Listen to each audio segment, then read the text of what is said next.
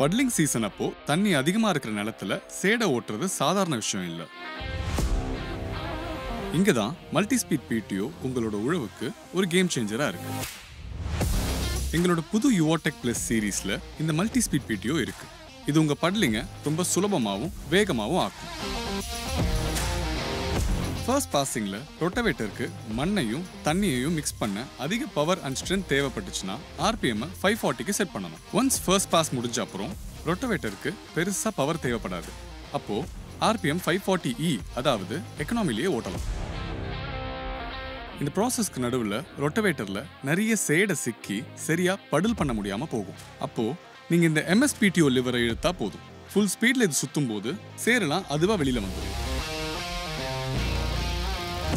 அதனால சேத்து மண்ணா இருந்தாலும் சரி இல்ல வழுக்க மண்ணா இருந்தாலும் சரி எங்களோட MSPTO மண் மற்றும் கருவிக்கு ஏத்த மாதிரி PTO ஸ்பீடை அட்ஜஸ்ட் பண்ணி நம்ம உழவை எல்லா வகையிலும் பெட்டராக்க உதவுது.